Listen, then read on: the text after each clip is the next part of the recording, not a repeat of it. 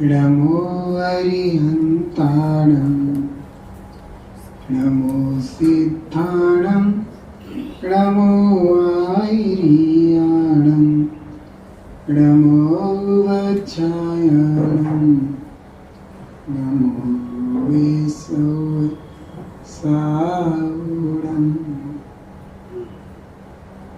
बोलो 24 तीर्थंकर भगवान की जय, पंच परमेष्टि भगवान की जय, जिनवाणी माता की जय, गौतम गणधर देव की जय, आचार्य श्री कुंद कुंद स्वामी की जय, आचार्य श्री शांति सागर जी मामनी राज की जय, आचार्य गुरुदेव श्री धर्म भूषण जी मामनी राज की जय, आचार्य श्री संयुक्त भूषण जी महामनी राज की जय, आचार्य श्री भारत भूषण जी महाराज की जय, समस्त मुनि संत की जय। नमोस्तु महाराज, नमोस्तु महाराज।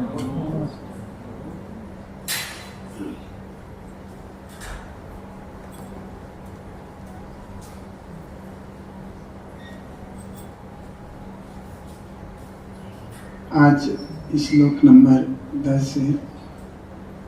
ग्रंथाधिराज श्री इष्टोपदेश,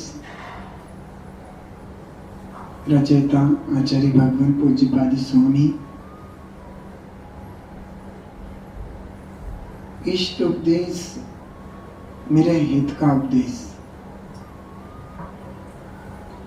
जिस उपदेश को सुनकर मेरे आत्मा का हित हो उसको इष्ट उपदेश कहते हैं।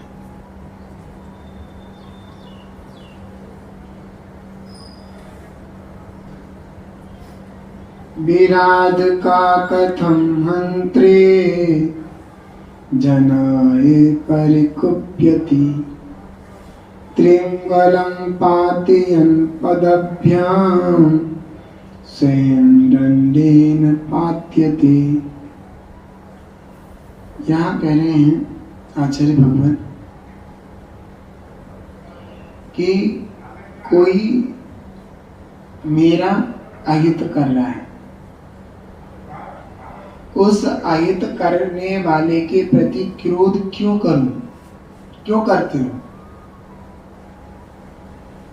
कहा है कि उदाहरण दिया है कि त्रिअंगुल होता है, एक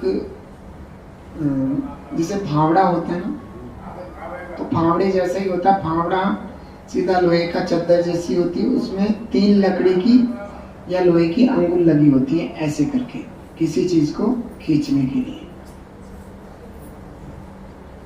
तो यहाँ पे कह रहे हैं वो जैसे फावड़ा देखा, फावड़ा खड़ा करते हैं हम, तो दीवार के सारे अगर खड़ा करें टिका के बेंत को तो फावड़ा उठ जाएगा, है ना। और फावड़े के ऊपर अगर हम पैर रखेंगे तो डंडा किसको लगेगा, किसको लगेगा। फावड़ा तो छोटा होता है, वो डंडा पेट में लगेगा मेरे। त्रिअंगुल बड़ा होता है, उसका डंडा बड़ा होता है, तो उसके ऊपर पैर रखेंगे तो उसका डंडा कहाँ लगेगा। बात समझ गए नहीं समझ गए। एक फावड़े जैसा अस्त्र जो कि दीवार के सारे टिका हुआ रखा है, और उस पे हम पैर रखेंगे तो चटाक दी ना सर में लगेगा। तो यहाँ पर ये कहा जा रहा है कि कोई मेरा अहित कर रहा, एक समझाया गया है। जैसे मान लीजिए कर्म के उदय तो संसारी जीव को रेगुलर बने ही रहते हैं निरंतर।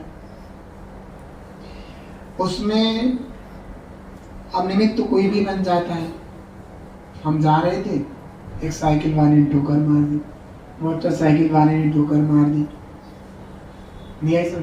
कोई कुछ लेके जा रहा था, उसका एकदम लग गया, कोई वस्तु लेके मोटरसाइकिल पे जा रहा था, उसमें कुछ रखा था, वो मेरे लग्गे में गिर गया।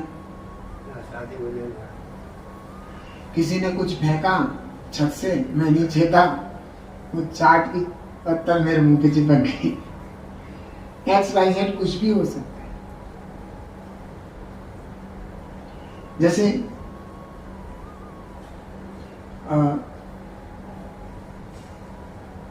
एक विद्वान थे, पंडित जी, स्वाध्याय करते थे, बड़े समताधारी थे, बहुत अच्छे थे।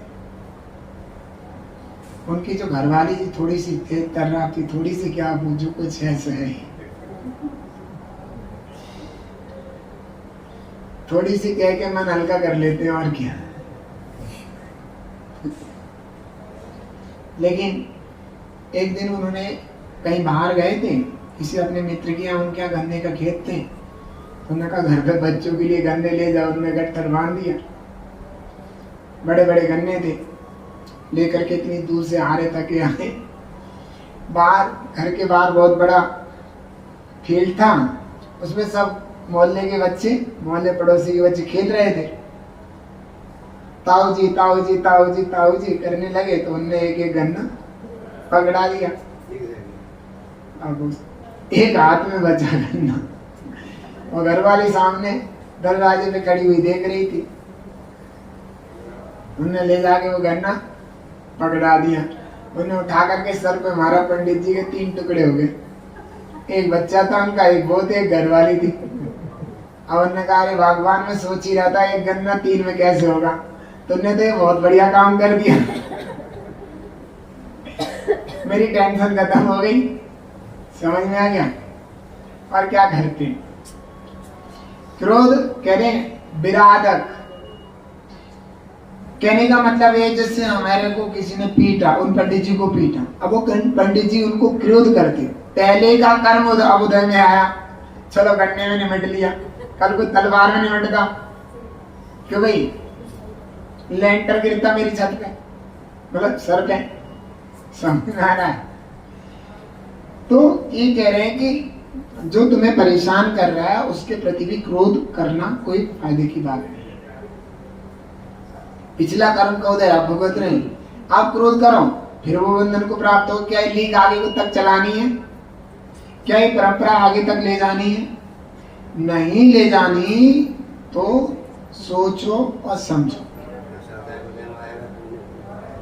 समझ में आ रहा है? तो ये कहा कि अगर त्रिअंगुल रखा है, उसके ऊपर पैर रखोगे तो उसका डंडा किसके पड़ेगा? अपने ही पड़ेगा। इसलिए जब तुम किसी पे क्रोध करोगे, चाहे वो तुम्हारा नुकसान करने वाला हो या ना हो, तो उसका जो कर्म बंधेगा तो किसके सर पड़ेगा आकर के? कितने समझदार लोग हैं, कितने शांत लोग हैं, परम पवित्र पद को पाने की बड़ी भावना है, ऐसे लोगों को ही समता भाव के द्वारा मोक्ष मार्ग की प्राप्ति होती है। और क्या, धन्य है, धन्यवाद के पात्र हैं। आप समझ रहे हैं ना मेरी बात? तो यहां इतना मात्र कहा है कि अपनी विराधना करने वाला, अपने नुकसान करने वाले के प्रति भी क्रोध करने की जरूरत नहीं।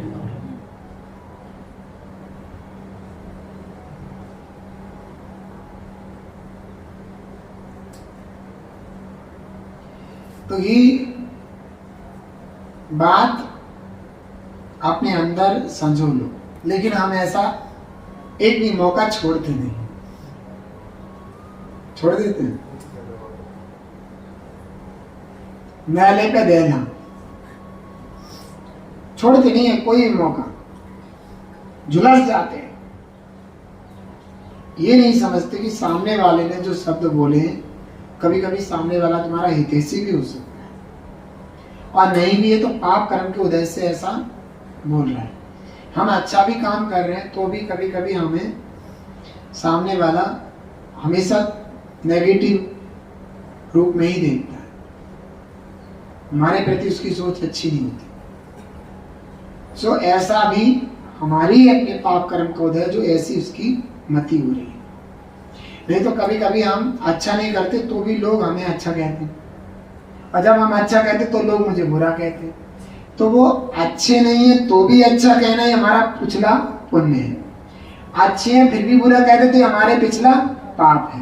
लेकिन वर्तमान में हम क्या रिएक्ट कर रहे हैं, हम क्या सामने वाले के प्रति अपनी स्थिति बना रहे हैं, हमारा अपना जीवन उस समय क्या बन रहा है, हमारे भाव उस समय क्या हो रहे हैं, वो आगामी कर्म बंधन का कारण बनता है। जो भूतकाल में किया है वो वर्तमान में भोग रहे हैं, जो वर्तमान में करेंगे वो भविष्य में भोगेंगे। अभी भी हमारी स्थितियां बहुत अच्छी नहीं, हम दुखम पंचम काल में पैदा हुए हैं, अभी भी वर्तमान में मेरी अच्छी स्थिति नहीं है।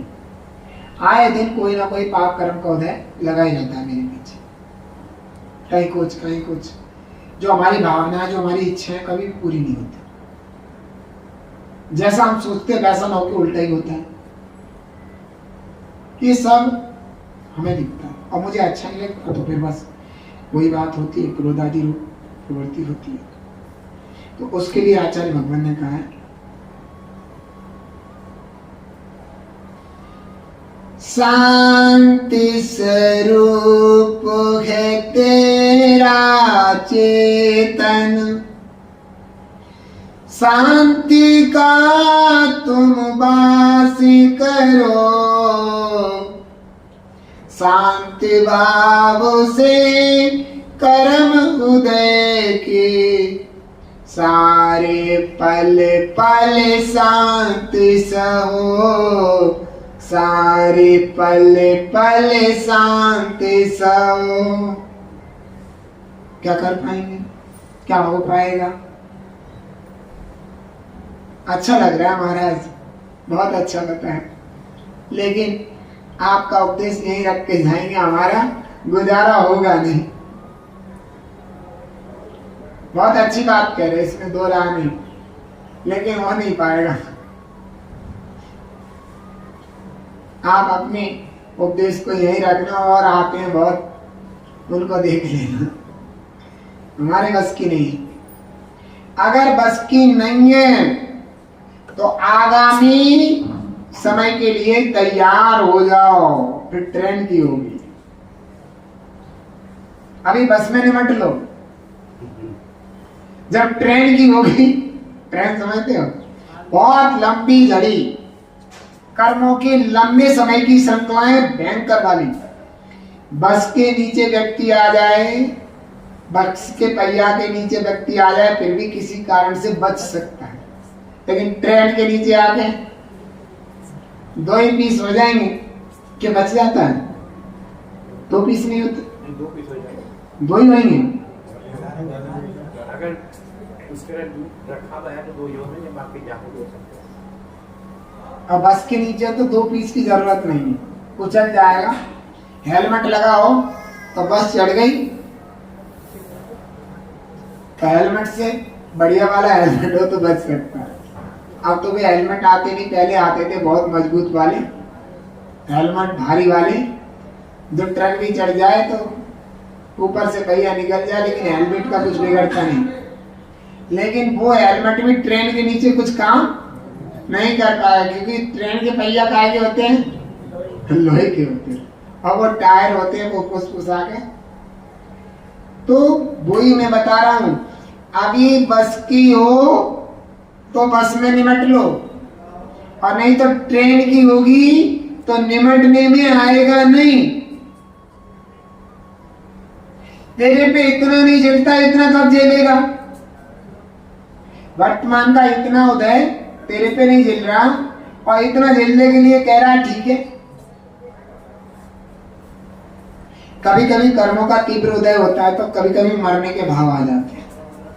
एक घर गृहस्थी कुछ ऐसी है, ऐसा लगता है फांसी लगा ले, जहर खा ले, ट्रेन के नीचे मर जा, कहीं भी कुछ भी, ऐसे भाव होते। इतना नहीं झेल रहा, और नरकों को ट्रेन जैसा झेल लेगी, नरक में जाएगा तो वो झेलने के लिए, हाँ ज्यादा ज्यादा क्या होगा, नरक में चले जाएंगे। ऐसी बात भी मैंने मुंह सुनी है।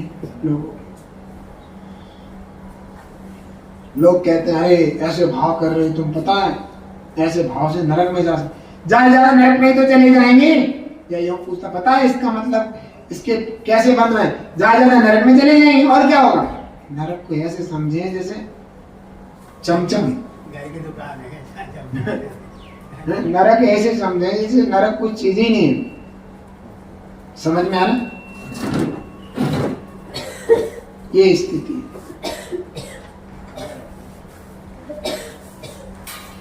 तो भैया ये समझ लो, तुम पे इतना नहीं झेल रहा, और नरक की आत्माएं कैसे झेलोगे? यहाँ पर 2 पीस हो जाएंगे तो मर जाओगे, मौत हो जाएगी, लेकिन नरक में मरना चाहोगे तो भी मृत्यु नहीं होगी। ये आत्माएं सहन करनी ही पड़ेगी। फिर इतना नहीं चलना, बहू गई फांसी लगाने को, काय को? सास नहीं हो कह दी, तेरा बाप डर गया था यहाँ कमा के, हर चीज में घी झोंकने लग रही, इसलिए मैं फांसी लगाने जा रही हूं। समझ में आ रहा? इतनी सी बात बताओ, इतनी सी सांस की बात नहीं जली कि तेरा बाप डर गया था यहाँ कमा के, तो हर चीज में देगी। इतनी बात मैं फांसी लगाने जा रही, इतनी बात महंगी है और नरक की बात सस्ती मिल रही है। बड़े अच्छे लोग, तेरे पे इतना जल नहीं रहा, वहां कैसे जलेगा? ठीक, यहाँ एक बार में मरने का मौका भी, एक बार मर जाएगा। नरक में तो मरने की इच्छा करके भी नहीं मर सकता।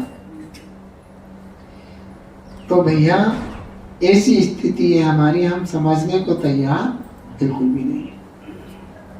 तो यहाँ पे ये कहेंगे, हे जीव, अगर तुझे कहीं हद तक कुछ लगता है कि तुझे अपना कल्याण करना है, कहीं हद तक जरा सा भी अपने आप पर तरस आता है, कहीं हद तक जरा सा भी अपने आप का हित चाहता है, तो इस बात को समझ ले कि त्रिअंगुल पर पैर पटकने से त्रिअंगुल का डंडा हमारे सर में ही पड़ेगा। किसी के प्रति क्रोध आदि कसाय करता है, समता नहीं रखता, पूर्व के कर्म का विचार नहीं करता, ते कर्म पूर्व किए खोटे सहे क्यों नहीं जियरा, अति क्रोध अग्नि बुझाए प्राणी साम्य जलने सिया। और ये भाव नहीं रहता, तेरा क्रोध शांत नहीं रहता और तू बेमतलब के अनेकों कर्म बंधन में लगा हुआ है, तो उस कर्म का उदय जब आएगा तो बहुत तगड़ा पछताएगा।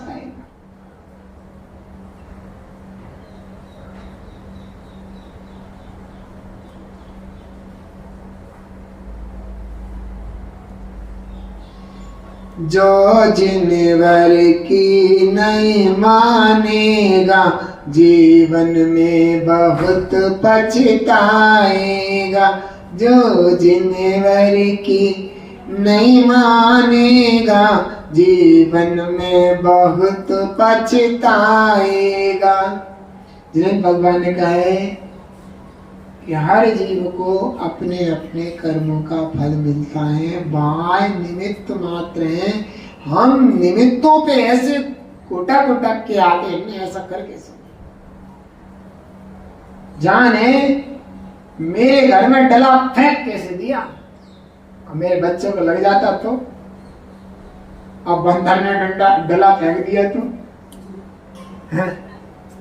पड़ोसी से तो लड़ लेगा, जाके गाली गुप्पड़ कर लेगा, 2-4 डंडे ठोक दिया, बंदर भाग जाएगा।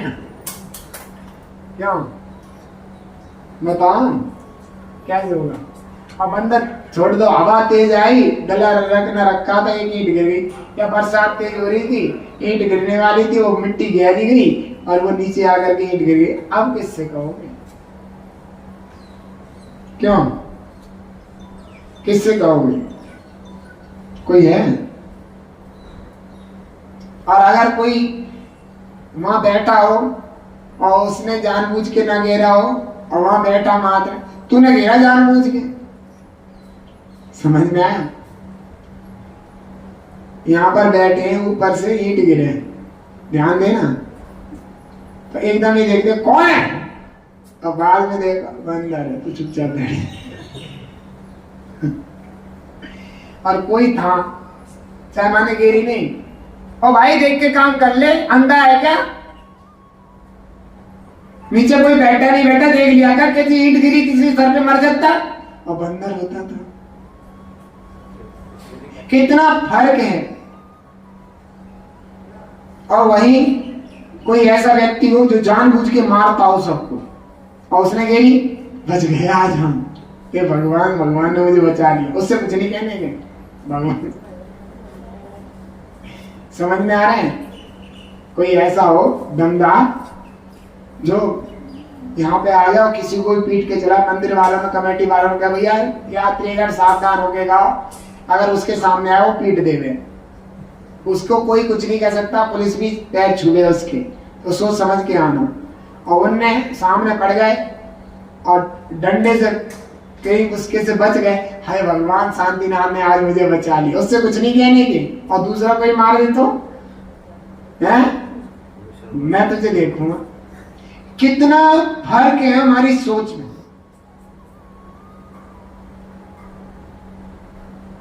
बाणी ऐसी बोलिए जम के झगड़ा होए, पर उससे मत बोलिए जो तुमसे तगड़ा। ये बात हम नहीं समझते। हमारा मन कैसे, इसका मतलब ये है कहीं ना कहीं मेरे में बहुत खराबी है, गलत हम ही है। हम उस चीज को वैसे क्यों नहीं ले लेते? कर्म के उदय के बिना अनुकूलता प्रतिकूलताएं उपस्थित होती नहीं है। पुण्य कर्म का उदय होगा, अनुकूलताएं प्रकट होंगी, पाप कर्म का उदय होगा, प्रतिकूलताएं प्रकट होंगी। फिर हमारे ऐसा क्यों होता है जीवन में? हम कहीं ना कहीं सिद्धांत को अच्छे से समझ नहीं पा रहे, या फिर सिद्धांत पर अच्छे से विश्वास नहीं है। कहीं ना कहीं जिनेंद्र प्रतिपादित धर्म पर मुझे विश्वास नहीं। विश्वास भी है तो पिछले कुसंस्कार मेरे पे इतने हावी हैं कि मैं अपने आप को बस में नहीं कर पाता। तो ये हावी है, बस में नहीं कर पाए, बंदर वाला कैसे बस में मरा है? हम आ रहे थे, कोई नहीं, ऐसे सब चलते, ऐसे ही सब कुछ थे, और थोड़ी सी तेजी में थे और रपट गए, ऐसे ही कुल्ला टूट गया। अब क्या करोगे? क्या करोगे? कमेटी वाले बदई बदतमीज है, कतई बदतमीज है। ये इतना चिकना गया ना, पता नहीं कितने लोग गिरे होंगे। अभी मुकेश मंत्री को फोन करते हैं, अभी जीवनधर अध्यक्ष को फोन करते हैं, ये क्या चल रहा है यहाँ? इतना पैसा आता है यहाँ, चिकना हो गया है, इसे रब नहीं कर सकते क्या? अब बंदर आया, कुछ छीन गया, उसके धक्के से कुल्ला टूट गया। कमेटी कोई व्यवस्था नहीं है, बंदर अंदर बने रहते हैं, नौकर चाकर नहीं रख सकते, इतनी नौकर चाकर, इतना पैसा आता है मंदिर में। तुम्हारे बाप का है क्यों भाई?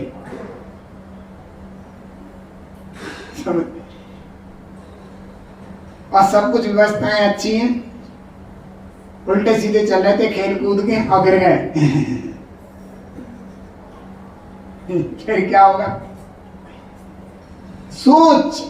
सोच देखिए, ऐसी सोच चलती है हमारी, प्रतिदिन चलती है, रेगुलर चलती है। हम ऐसे ही सोचते हैं, लेकिन ये नहीं सोचते कि हमारे कर्म का बंधन जो पूर्व में हुआ था उसका फल मिला है, अब करेंगे तो आगे मिलेगा। हम सुधरने के लिए बिल्कुल भी तैयार नहीं। अब बताओ, कैसे ओ कल्याण के करनी कालिए, नहीं होगा भुगतान के हुंडी जालिए। जैनी का बेस बनाए, बेली मंदिर तू जाए, जब कर्म का उदय आए, समता से सहा न जाए, तू बिल्कुल खाली है, नहीं होगा भुगतान के हुंडी जाली है। क्यों? बड़ी विचित्रता। हो सके तो समझ लेना, अच्छा लगे तो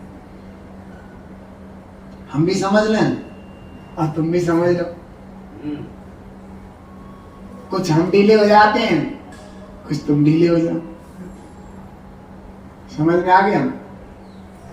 हमने कह गई, तुमने सुन ली, हे जिनवाणी भारती तोय जपू दे रैन, जो तेरी शरणा गए सो पावे सुख चैन।